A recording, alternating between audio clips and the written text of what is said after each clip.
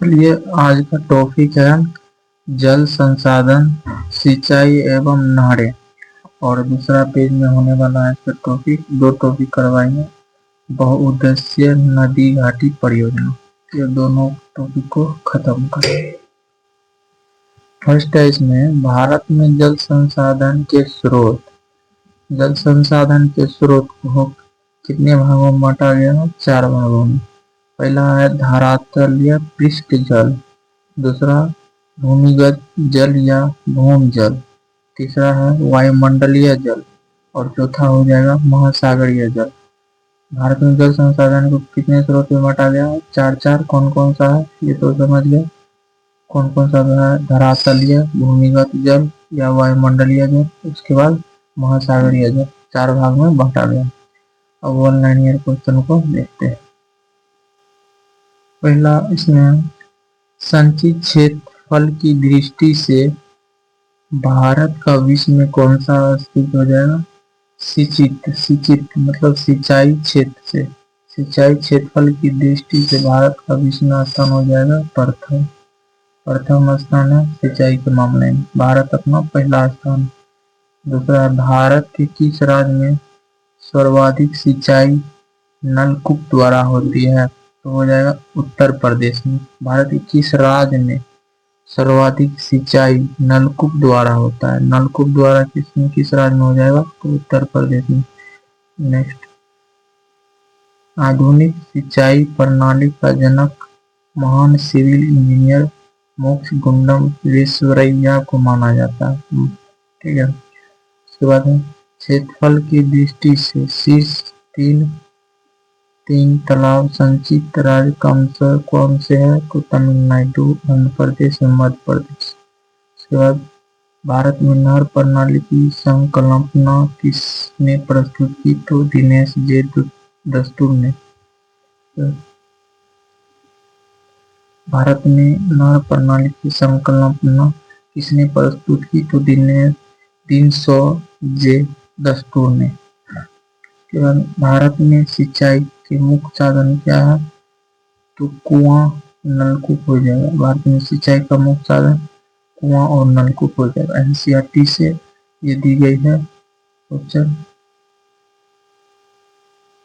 भारत में सिंचाई के मुख्य साधन क्या है? तो कुआं और नलकूप। उसके बाद है सरहिंद नहर किस नदी से निकाली गई है? तो सतलज नदी से। सरहिंद नहर किस नदी से निकाली गई है? तो सतलज से। विश्व जल दिवस पूछेगा कब मनाया जाता है? तो 22 मार्च को। राष्ट्रीय जल दिवस 14 अप्रैल को। विश्व जल दिवस 22 मार्च को, मार्च अप्रैल, अगले 22 मार्च के बाद राष्ट्रीय जल दिवस पूछेगा तो 14 अप्रैल को मनाया जाएगा, 14 अप्रैल को। उसके बाद सर्वाधिक संचित क्षेत्रफल वाले 5 राज्य का सही क्रम क्या है?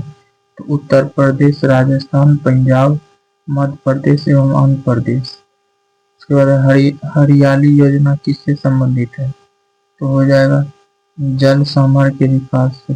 हरियाली योजना किससे संबंधित है? जल सांभर के विकास से। हरियाली योजना किससे संबंधित है? जल सांभर के विकास से। उसके बाद नीचे में दी गई है जल सांभर विकास के लाभ। जल सांभर के विकास के लाभ पीने और सिंचाई के लिए जल की आपूर्ति। दूसरा है जैव विविधता में वृद्धि, जल व भराव में कमी और मृदा की लवणता का ह्रास, कृषि उत्पादन में वृद्धि, वनों के कटाव में कमी, जीवन स्तर में सुधार, रोजगार में वृद्धि।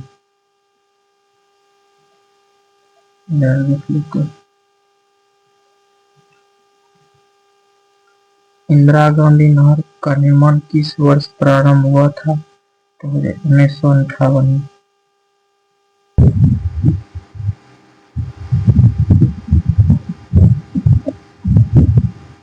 नेक्स्ट दी गई है इसमें फरक्का नहर की जल वहन क्षमता कितनी है?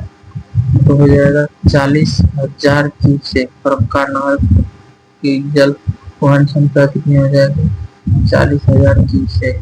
इसके बाद है विश्व की सबसे पुरानी व विकसित नहर व्यवस्था भारत में गंगा नहर है। नेक्स्ट, गंगा नहर का निर्माण किस वर्ष हुआ था? तो वर्ष 1927 में हुआ था। गंगा नहर का निर्माण किस वर्ष हुआ था? तो वर्ष 1927 में। उसके बाद सारण सिंचाई नहर किस नदी से निकली गई है? तो गंडक नदी से। सारण सिंचाई नहर किस नदी से निकाली गई है? तो हो जाएगा गंडक नदी से। इसके बाद दी गई है पॉइंट, भारत की सिंचाई परियोजना का प्रकार। लघु सिंचाई परियोजना, पहला है लघु सिंचाई परियोजना। इसमें पड़ता है फर्स्ट पॉइंट, इस सिंचाई परियोजना के अंतर्गत 2000 हेक्टेयर से कम क्षेत्र की सिंचाई होती है। इसके अंतर्गत कुआं, नलकूप, डीजल पंप सेट, तालाब, ड्रिप सिंचाई, स्प्रिंकल आदि शामिल किए जाते हैं। इसके बाद भारत की लगभग 62% सिंचाई आवश्यकताओं की पूर्ति लघु सिंचाई परियोजना से होती है। देश में लघु सिंचाई के बढ़ते महत्व को देखते हुए वर्ष 2006 से संचालित लघु सिंचाई योजना को वर्ष 2010 में राष्ट्रीय लघु सूक्ष्म सिंचाई मिशन के रूप में परिवर्तित कर दिया। अब उसके हम बात करते हैं मध्यम सिंचाई योजना। लघु सिंचाई योजना हो गया, मध्यम सिंचाई योजना के बारे में। इस सिंचाई योजना के अंतर्गत 2000 से 10,000 हेक्टेयर तक क्षेत्र की सिंचाई होती है। इनमें नहरी सिंचाई प्रमुख है, क्योंकि छोटी नहरों को इसी वर्ग में रखा गया जाता है। इसके बाद है वृहद सिंचाई परियोजना। वृहद सिंचाई परियोजना में इनसे 10,000 हेक्टेयर से अधिक क्षेत्र की सिंचाई होती है।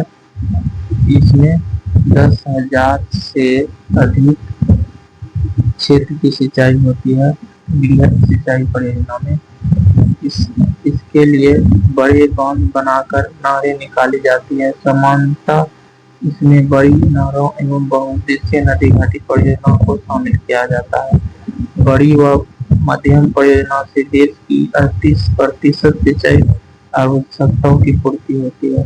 नेक्स्ट, जल के साथ उर्वरकों को भी शामिल संपन्न सिंचाई कहलाती है, तो फर्टिगेशन कहलाती है। जल के साथ उर्वरकों को भी मिलाकर संपन्न सिंचाई कहलाती है, तो हो जाएगा फर्टिगेशन।